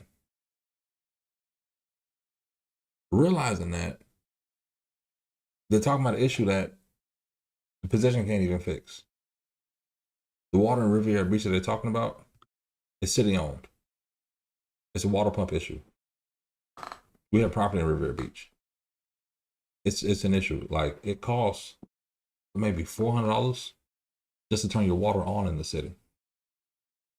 And it's a coastal city. It's an infrastructure problem that needs to be fixed by the tax base of the state and the city, and maybe some federal dollars. But it's not a federally whole issue. That's the issue I'm really highlighting. Go back to this. So, okay, so keeping it real, as let's say you are a freshman congressman Yes. from District 20 in Washington, what are you going to do about all of those things? You go in and you get creative behind what's happening. I mean, Donald Trump and the rest of his cabinet has created things. They've gutted the Department of Education. That has nothing So to you do got to with this. figure out ways to get people educated that normally would. A young lady would normally go to nursing school. She can't go to nursing school. He's attacked all these different things. So you got to get creative. I mean, the most pressing issue in this district is TPS. I mean, Temporary protected status. exactly. Last week, Yeah. the federal judge, 2 weeks ago, federal judge blocked it. Then they went back. We report on that here. a lot. Exactly. Then they went back to try and get it overturned on appeal. Now, Y'all notice a lady asked him about what are you going to do to fix the water, and he talked about education and people not being able to get nursing certificates and TPS. Luke could be a great politician because he already bullshitting. He didn't answer the question because you just deflected to some Trump shit that has nothing to do with the fact of, if you remember the House, you have a process, you have a budget. How are you going to get the resources out? What are you going to do to work with the senators, potentially Ashley Moody and Rick Scott, to get the money down? talking about 700,000 people in this district, 300,000 of these folks are here mostly on temporary status. And in fact, I think it was actually the Congresswoman who told me that Palm Beach County sees the most ICE raids currently in the state. Exactly. I have not independently verified that, but she had mentioned that. So let me, let's talk about the race But a little bit. in this, not to cut you off, but in this race, who's going to be able to go talk to Marco Rubio? Who's going to be able to go talk to Donald Trump? Me. I'm the only one that can do that. Nobody else in this race he would respect. Nobody in this race. I mean, I got Marco Rubio on speed dial right met now. Both. You do? Yes. Can we call him? Yeah, we can. I mean, I'm cool. We'll get him on the phone. But I mean, Understood what you're saying. Yes, Yeah. that is the important part of this race. You're across, as a Democrat, you have bipartisan ties to people in power. Yes, anything that I got done in Liberty City, anything I got done in Miami, I had to have a conversation with Mayor Suarez. You know, through Keon Hardeman, I had to have conversations with different people from the other side of the aisle. You are plugged in. That is a factual statement. Totally plugged in. So let me ask you, let's talk about the race itself a little bit. And I say this with much love and respect. Yeah. You've got a background that's an opposition researcher's dream. I mean, are you prepared for what's going to come at you in a race in negative campaigning? Oh, no doubt about it. My track record, my life story, when I thought about this, mostly people will get into a race and they'll say, write down the 10 things that you don't want people to know about. Well, the 10 things that I don't want people to know about, everybody already know about. People know my history. But then at the same time, people know the things that I've done in the community. They know the community outreach. They know I've revitalized parks and programs. They know I've spearheaded programs to get kids off the street, took kids around college tours and be able to allow them to get college scholarships and play on another level. Have you done polling? Polling, I go to the people. I'll probably do that, but I go directly to the people. I do too. I'm with you. Yeah, you go to the people. I mean, people. You have money?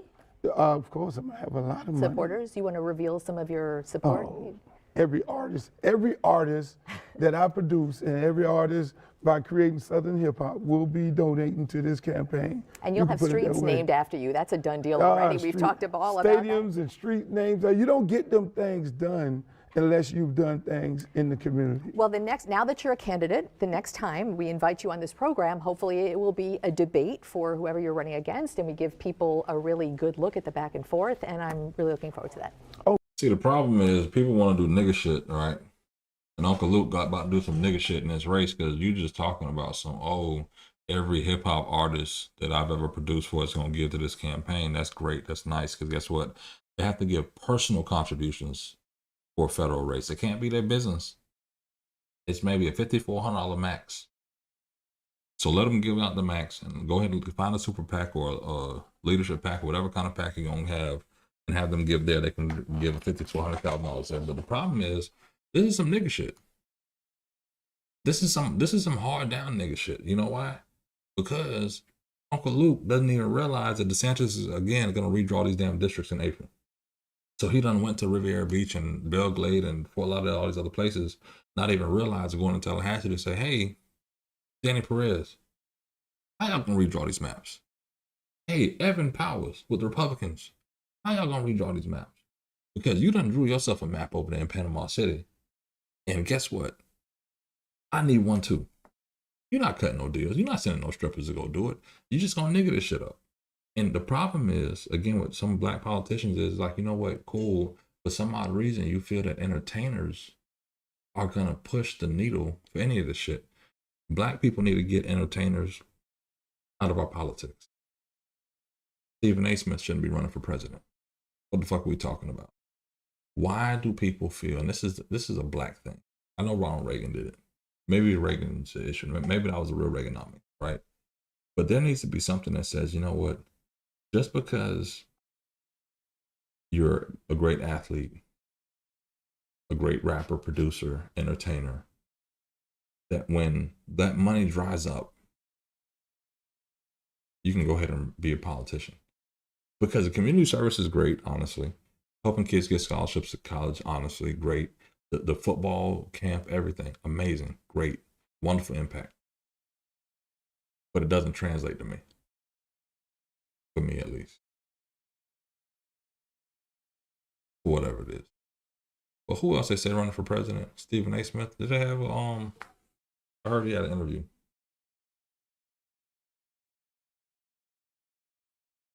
He did have an interview on CBS as well.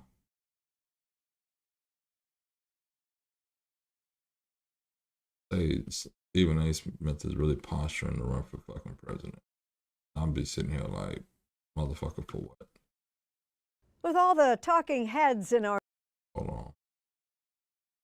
One set of bullshit to the next. media universe, it takes someone truly unique to cut through the noise. Someone like Stephen A. Smith. He's in conversation with Robert Costa. Put that damn camera on me right now. These days, Stephen A. Smith Your boy Stephen A. I'm in Pittsburgh. is everywhere. Stephen A. Smith. On the sidelines, at the games, and of course, all over TV. Somebody got to say that. His swaggering sports talk has made him a superstar at ESPN. A modern-day Howard Cosell. Something is wrong with you. With a multi-million-dollar media empire. Smith begins each weekday morning with his popular cable show, First Take. The set is his court. We do want to one-up one another along the way. And when you want to one-up somebody, that's competition. And that's what makes it go. Ben Simmons might also be the weakest, most pathetic excuse for a professional athlete we have ever seen. The key for us is to be authentic. Don't fake it. And not boring. You're never boring. Nah, that ain't good enough. There are organizations who stink. I'm talking about making sure that it's not choreographed. You're not just saying something just to be saying it. Sports fans like to keep the conversation going. Remember, the typical stars, people want your picture, they want your autograph. Me, they want a debate. They want the pictures too, but they want a debate. There's no such thing as love you, man, can I get a picture with you, and that's it. It's, man, did you really mean that about the Knicks? How could you say that about the Cowboys? Smith grew up in the working-class neighborhood of Hollis, Queens in New York City. His mother, a nurse who worked 16-hour shifts, encouraged him as he struggled with dyslexia and with his father. Well, my father said that I was a lost cause. My father was the one who told my mother, he's just not smart. That still hurt? Well, it hurt for a very, very long time. But it subsided significantly once I proved him wrong, and even he had to concede that I was a different beast. My issue was he didn't take care of the family, so my mother had to. He left New York after he won a basketball scholarship to Winston-Salem State University in North Carolina. But an injury cut short that dream, so he turned to newspapers. Eventually, his columns caught the attention of ESPN executives who gave him a show. Anybody with sense should know Kobe's the man right now. His first stop after signing the contract, his mother's office. I walked up in there and I said, let's go. And I looked at the person running the center. I said, my mother will not be working here any longer. I said, it's over. And my mother never worked again. And to this day, I've achieved a lot of things, but that is the proudest moment of my life. That's me. His combative commentary has its critics, and he has generated controversy, sometimes to the point of ESPN taking action. First Take, a dominant presence in sports media, but it has some haters. Sure.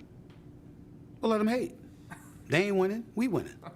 Do you really think a show would be #1 for 13 consecutive years if it was unpleasant and uncomfortable for people to watch? Yeah. The critics that say that want you to think that because you ain't watching their show.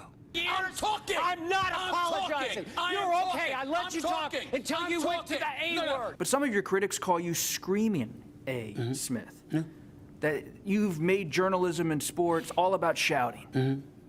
Well, those are people that want you and others to ignore my resume. I was a college beat writer. I was a pro beat writer. I became an NBA columnist. White men are all over the place screaming all the time. They don't call them screaming whatever. Matter of fact, they call them passionate. And they never associate the word anger. But somehow they do that with me, despite the fact that I smile a lot. A lot of reasons to be happy. Happy and busy. Just recently, at age 58, he became a big name at SiriusXM with a daily sports show. And now, a weekly political show, too. My guest has served as the 56th Speaker of the United States House of Representatives. The Registered Independent interviews leaders from both parties. Please welcome back to the show, House Democratic Leader Hakeem Jeffries. And sometimes, a Sunday morning correspondent. The one and only Robin Costas with me. Pleasure to meet you, my man. How's Pleasure everything to going? see you. Thank you so much for having me. But his move toward politics has raised eyebrows in press boxes. First of all, I don't give a damn what Pete Hegseth has to say because I will tell you right now, he was never qualified for the job. And in Washington. Stephen A. Smith may run for president, as you know.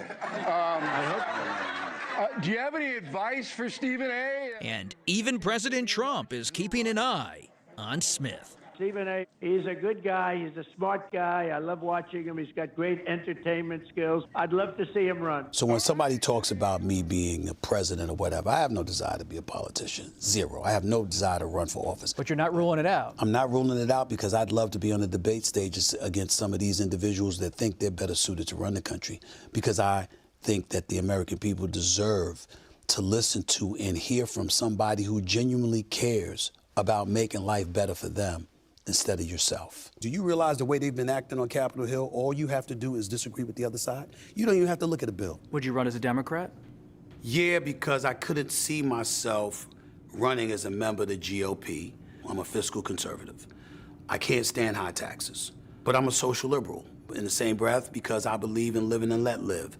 I pay attention to the desolate and the disenfranchised. Yes, I like strong borders. That's absolutely true. We never needed open borders, but we don't need it to be completely closed either. We're a gorgeous mosaic. Sounds like you're getting a stump speech ready, Stephen. No, there's no stump speech. I can give a speech without a note in front of me. When you deserve the compliment, I'll give it to you. When you don't, I won't. Whether he jumps into politics or not, one thing is clear. Stephen A. Smith is always up for a debate. I will confess to you, I'm giving strong consideration to being on that debate stage for 2027. I've got this year coming up, 2026, to think about it, to study, to know the issues, etc., because I don't know everything, but I am going to spend this year thinking about that before I make a decision as to what I want to do. You know, the issue ends up being that people spend so much time learning the issues that they never know process, and then they sell people on these issues. They sell people on the dream. They sell people on this bullshit for 18 months. Then they go in there, they don't know shit about process, and they can't win shit. This happens in your state houses. This happens in your state senates. This happens in your local elected offices, mayors, city council members, and even motherfuckers thinking they can run for president. It doesn't even make fucking sense, right? And a part of it is, I'm not saying like, oh, you know, go be an intern on Capitol Hill. No, it's like, it's not as easy as you're making it seem. Even being president, being on the debate stage, Okay, so you want to be the leader of the free world. Cool. Go be the leader of the free world. But also be open to everything that comes with it. All the cans and shit that's going to open up about your ass. It's like, I get it. But to the point, it's like, I love the ambition. I just don't want Stephen A. to be president. And I don't want it to be for real. Like, just like I didn't want Hillary to be president. It's like you've been around in a box as First Lady, Secretary of State, Stephen A., you've been here, sports analyst, everything else. I just don't see the relation. And I don't see how it helps make the country better.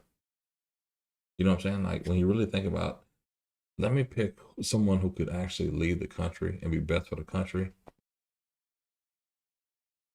Stephen A. doesn't do that for me. It is what it is. But it's almost 3 a.m. here in the great state of Florida. I appreciate everybody tapping in tonight, man. I just had to get some content up. Really had no direction. Freestyling, catching up on the news. I really wanted to see the West War piece. So that's that. But we had over 12,000 of y'all tap in with your boy tonight. Over 174 of y'all still with your boy. I appreciate every single one of y'all tapping in. Let me check the chat before I officially tap out. Stormtrooper, I appreciate you. You've been pretty funny tonight, man. Really do.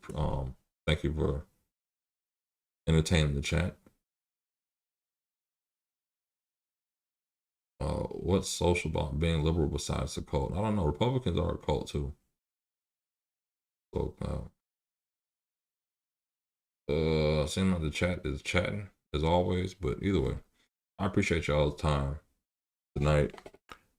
Make sure you like and subscribe, hit the notification bell if you want to get notified of when I go live again next time. But more than anything, all I ask is when you lay your head on that pillow at night. Need to cut my nails, I know that. I gave you everything I had. So I gave you everything I got. 12,000 of y'all tapped in. Over 100 of y'all still here. Appreciate every single one of y'all. Be safe. I'm out. Good night, man.